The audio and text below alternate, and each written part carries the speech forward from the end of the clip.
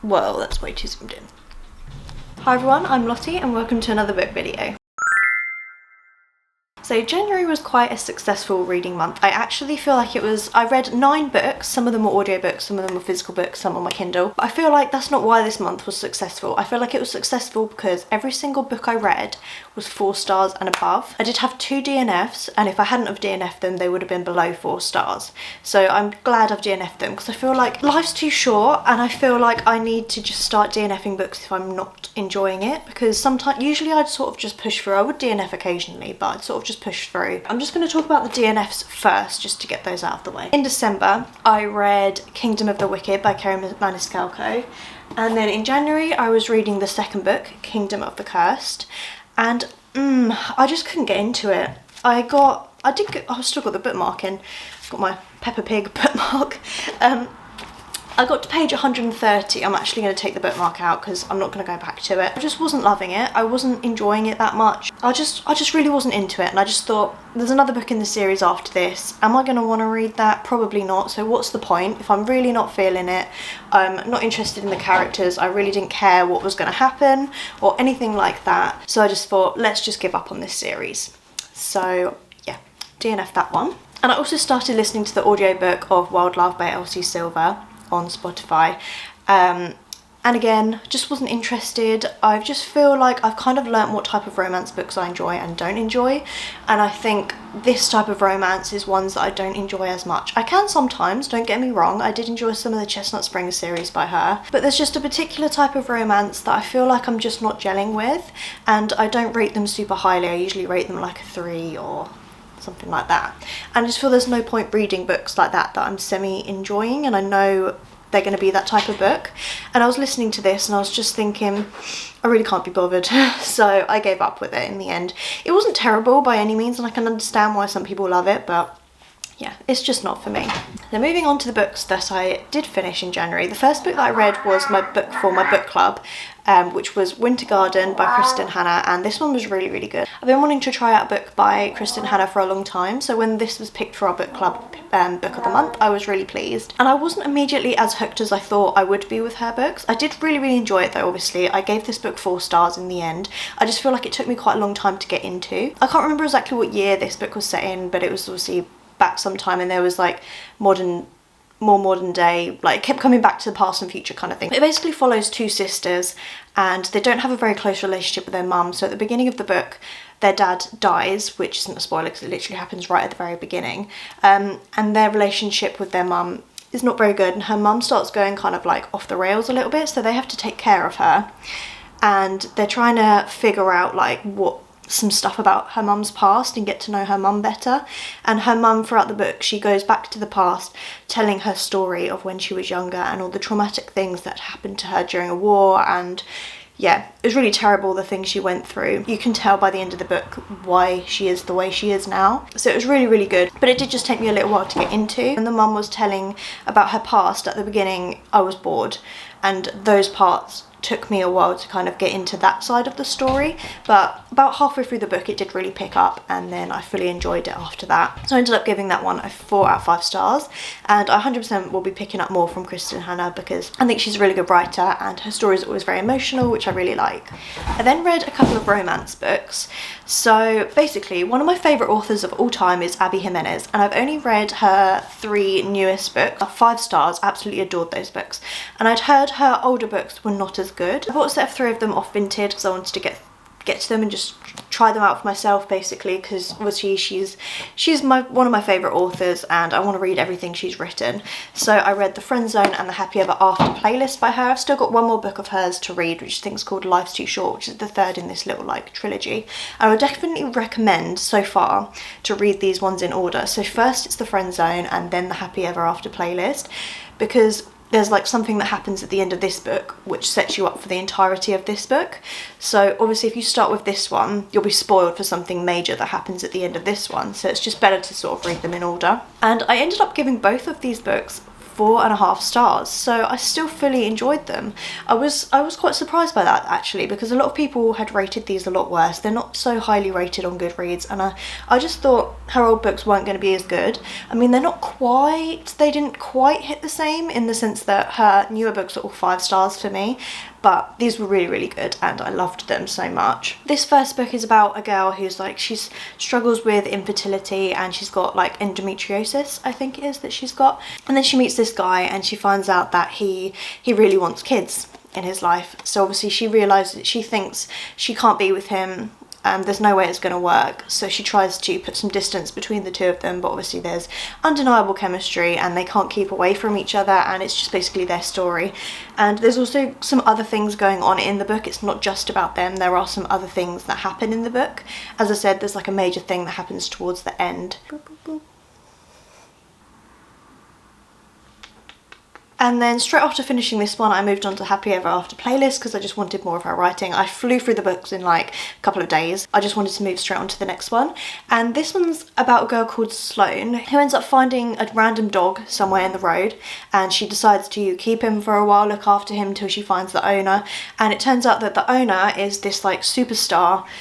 I think he's a rock star or something, I'm not too sure what he is. He's some sort of musician, and then obviously they end up meeting so that she can give the dog back, and they have some chemistry and they end up getting together, and she goes on tour with him and stuff, and she realizes this life is not for her and how the hell is it going to work.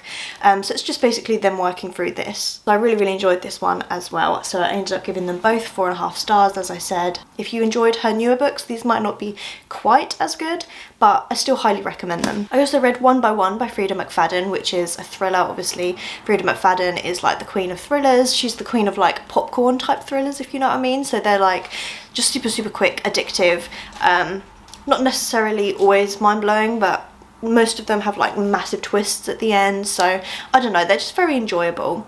And this is a book that I bought my mum for Christmas, and she read it in a day, and I wanted to read it, so I borrowed it off her. I really enjoyed this one. I gave it 4.25 stars, and it basically follows a group of friends that go to this place like in the middle of nowhere. I can't remember why they were going now, but just some sort of retreat holiday thing. And stuff starts happening to them one by one, as the title suggests, and you're sort of just trying to figure out who's behind it the whole time, and then there's like a twist at the end. And yeah, that's basically the premise of the story. It's just a very, very quick book. I think it was only like 250 pages, so it was a very, very short one. So easy to get through, and yeah, I flew through that as well, so really enjoyed that. I then read a book on my Kindle, which is one that I've been wanting to read for a long, long time. I've had it on my Kindle for a couple years now, and I just hadn't got to it. It's called The One by John Mars, and I've always really enjoyed any books that I've read by him, so I knew that I would really like this. His concepts are just very unique as well. So this one basically is about some sort of matchmaking service, sort of like Tinder or whatever, but you send off your DNA and then it matches you with somebody who you are genetically compatible with, which in real life this would not happen. I don't believe there is such thing as like genetic compatibility for a relationship or whatever, but for the concept of the book, it's a good concept, and it's just something to kind of get you thinking. The thing is, you only get one match, so you're only matched to one person, and this could be absolutely anybody, the other side of the world to you. It could be someone who's way older than you. It could be anyone, but you only get one match. And this book follows 5 different like stories.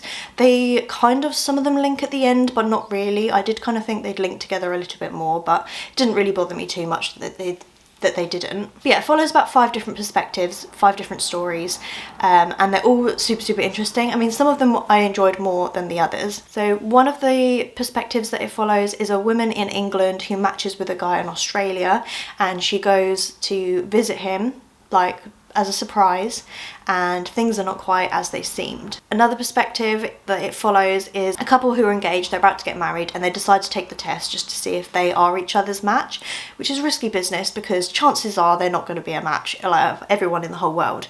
So anyway, I don't think she finds a match, but he does, and that's also quite an unexpected match as well, and then more drama happens from there. There's another couple who match and they go on some dates and stuff, and then it turns out one of them's hiding like this massive secret, and then stuff happens from there, so it's just more drama and stuff. The fourth perspective is a woman who matches with someone who has recently just passed away. He got killed in a hit and run, so she attends his funeral, and then there's some stuff that happens also from there. So there's just a lot of drama in this book. I really love that. And then the final perspective is a serial killer who matches with a police officer, and they start dating, but she's investigating this serial killer, but she doesn't know that it's him. So that's interesting as well. So I feel like quite a lot of John Mars's books, especially these kind of ones in this style, they kind of remind me of like Black Mirror episodes. You can imagine this being like Black Mirror, basically, like just sort of like messed up, weird kind of thing. But I really enjoyed it. I thought it was really, really interesting, and there was just lots of drama, which I like in a book. It's also been made into a TV series, which is on Netflix, which I did I did watch on Netflix, and I must say, like, the book was a lot better. The Netflix series did not follow the book at all. It followed none of the same characters. There was none of the same storylines. It was completely different. The only thing that was the same is the concept. So bear that in mind if you read the book and want to watch this series. They definitely are nothing alike. Oh, and I gave this book 4.25 stars. The only reason I didn't give it any higher is because there were some perspectives which I enjoyed a lot more than others. So obviously I found myself sort of rushing through particular ones to get to the ones that I was enjoying the most. So that's probably the only reason that it wasn't like a bit higher, but it was still obviously a really good rating and a really good read. I then decided to listen to the audiobook of Think Again by Jacqueline Wilson, which is her recent, I think came out towards the end of last year. It's like an adult novel, but it follows some of the characters that were in books when, like, I read them when I was a young teenager, pretty much. I probably read them when I was like 13 or something like that. So it follows the same characters, and she's written it now, and now they're in their 40s. I think they're like 40 kind of ish. Yeah, there they are, because I think the main character, Ellie, the book kind of starts off with her having her 40th birthday. And these books were like a huge part of my childhood. Jacqueline Wilson was my favourite author back in the day. I remember my teachers at school would always tell me to read things that weren't Jacqueline Wilson, because that was all that I would read. And especially this series, it was like the Girls in Love. I think there was like 3 or 4 books that were based around these characters, and it was like Ellie, Magna and Nadine, who are best friends, the main character being Ellie. That series I can remember quite vividly. It was one of my favourite series of Jacqueline Wilson, so obviously when this book came out I knew that I had to read it. The audiobook popped up on Libby, and it was it was finally available after me waiting for it for ages, so I listened to it straight away and I loved it. I don't know if I loved it just because of the nostalgia and going back to these characters and everything, because it wasn't like an absolutely amazing plot story kind of thing, although I did really enjoy the story, and I kept wanting to listen to it more and more. I would say it was a really good audiobook. The narrator did a really good job. If I'd read it physically, I don't know how I would have felt, but as an audiobook I fully enjoyed myself, and I think I ended up finishing it in like 2 days. I was doing like a jigsaw puzzle and just listening to it at the same time, and I flew for it. It was so good. So if you were a fan of Jacqueline Wilson back in the day, 100% pick this up. If you were not, and you did not read this series, it probably wouldn't affect you in the way it affected me. Like, it probably would just be meh, you know. I don't know, if you didn't read those other books when you were younger, it probably just wouldn't hit. But if you did, and you enjoyed them as a child or a teen, then definitely pick this one up, because I think it's definitely worth the read. Oh, look at little Olive. Olive. Hello, baby. She's just sat down on one of my jumpers. And then I decided to read Johnny Be Good by Paige, which I had very low expectations for, because it's like a rock star romance and the cover just looks cheesy, and I think this was written in like 2007 or something like that. So it's very old, and I'd been putting off reading this because I thought, I don't know if this is going to be any good. But I decided to listen to the audiobook, and I did read a little bit of it physically as well. I think I've read like the last quarter of it physically, but the rest of it I listened to the audiobook of. And surprisingly, I couldn't stop listening to this. I don't know what it was. I really enjoyed the narrator. I feel like a narrator can sometimes make or break an audiobook for me as well. But there's just something about this book that I really enjoyed, and it was just addictive, like kind of like a guilty pleasure addictive.